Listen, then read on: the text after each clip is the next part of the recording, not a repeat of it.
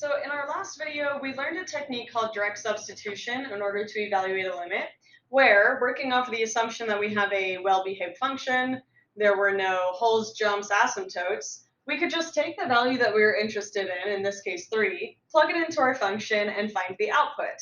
Whatever the output would then be the limit of the function because everything's continuous, connected, and there's no awkward behavior. So always attempt direct substitution first and see if you can find the limit of your function. If it doesn't work, you're going to run into some kind of an issue. So let's attempt direct substitution here and see what happens. I'm going to take 3 and plug it in for all x's. So I get 3 squared minus 5 times 3 minus 3 all over 3 minus 3. And I find this would be 9, so 2 times 9 is 18, minus 15 minus 3, all over 3 minus 3, which is 0. 18 minus 15 is actually 3, and then 3 minus 3 is 0. Now, previously, we kind of would maybe look at this and be tempted to think like, well, that's just 1, right? Because something divided by itself is just 1. The way you need to think about limits, though, is in the sense that I'm actually approaching the value 3. I'm not actually equal to the value 3. With well-behaved functions, I can kind of assume that I am and plug in the number 3 and see what happens because everything's continuous and goes to that value anyway. But you know from working with asymptotes and things like that, that sometimes we approach a value and its y values actually go really high or really low or something like that. So with this kind of a problem, when I'm plugging in values close to 3, I'm actually getting a result of like a number on top that's really close to 0 and a number on bottom that's really close to 0, and they might not be equal values. So when I'm dividing 0 by 0, this is not actually the number 0, and that's not actually the number 0. They're numbers very, very, very, very close to 0, and so I can't evaluate this number at all. By the way, 0 divided by 0 is not equal to 1 in reality anyway. Okay, so what we call this is an indeterminate form, and I'm going to erase our work here and just show you a handful of indeterminate forms.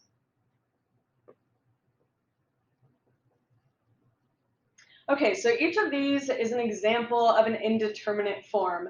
And I want to kind of specify that when you're working with limits, you want to think in terms of very, very, very large numbers or very, very, very, very small numbers. So to help you kind of wrap your head around what's going on here, like I discussed with 0 over 0, these are actually not the number 0, but a number very, very, very close to 0.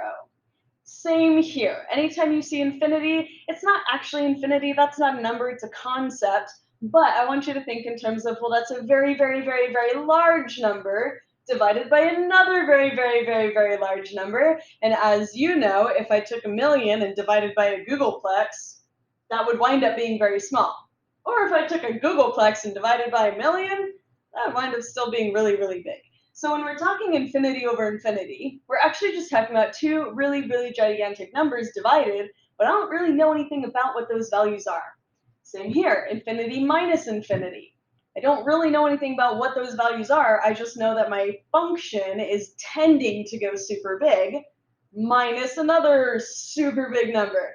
So when you're thinking in terms of limits, you have to kind of understand that this 0 is not equal to that 0, and that this infinity is not equal to that infinity. So instead, we're just thinking like, oh, okay, the top of this function is growing very quickly, and so is the bottom, but I don't really know how they're related.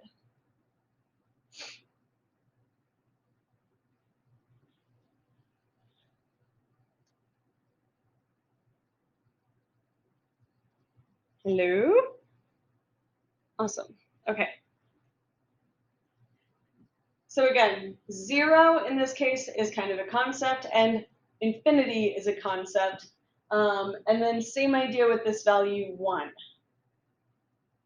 We're treating it as a number very, very, very, very close to 1, raised to a very, very, very, very big power. And when you do that, funky things actually happen.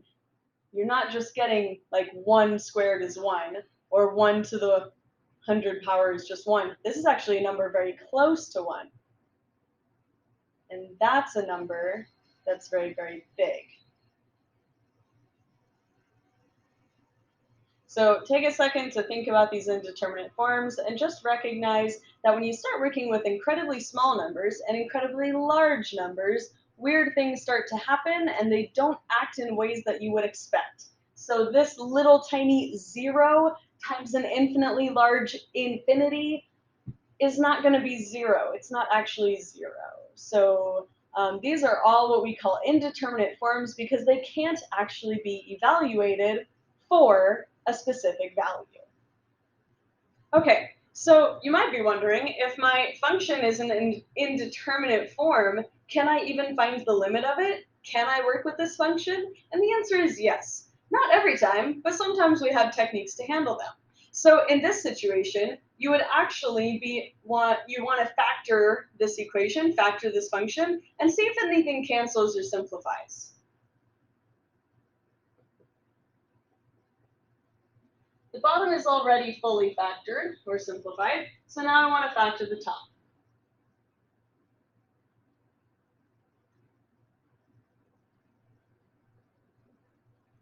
So whatever factoring technique you prefer to use, go ahead and do that, and then you'll factor it this way. Now, notice that x minus 3 and x minus 3 are two factors that match. That means they're going to cancel. And notice that when I do that, that takes care of the 0 situation that was happening. When I plugged in 0 to the bottom, I had 0. When I plugged in 0 to this factor, I also got 0, which caused my 0 over 0 indeterminate form. Now that I've canceled those, the problem's taken care of. By the way, anytime two factors match and cancel, it causes a hole to appear in your function. So anytime you cancel those, it's a hole. You might have thought it was an asymptote because anything divided by a 0 is an asymptote, but you got to be careful. If your factors actually cancel, then you've got a hole, not an asymptote. Okay.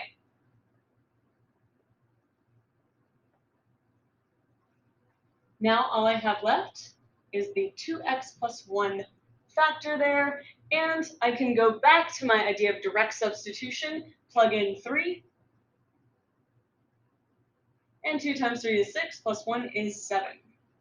So my function is going to look like the value 7 around the x value 3. If I were to graph this, guys, you can try this on Desmos too. The function would look like 2x plus 1, so it's at 1 and then a slope of 2.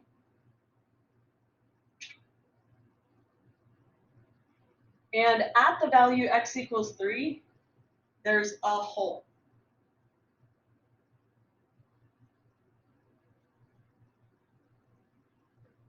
So this original function looks like this. There's a hole whenever x is equal to 3.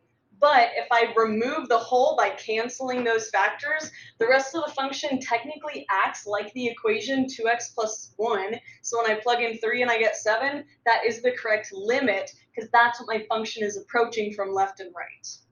Okay, I'm going to do one more example if you want a little help going through another one. Otherwise, feel free to pause the video or stop the video and get started on some practice now. All right, so here's our second example, and notice that I'm evaluating as x goes to 11 for this function here. Always attempt direct substitution first and see if you get an indeterminate form or not. If not, you save yourself the work of having to factor.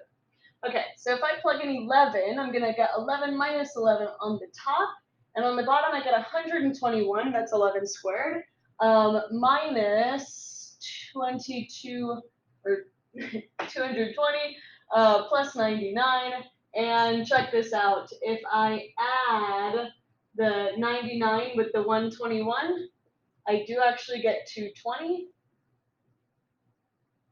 So I'm getting a 0 over 0 situation, which is indeterminate, and that's cluing me into this idea that I need to start factoring. Okay, so back to our original equation. The top is fully simplified and factored, but now I need to look at the bottom. So I'm looking for two numbers that multiply to 99, but they add up to negative 20, and I'm thinking that those just have to be minus 9, and minus 11.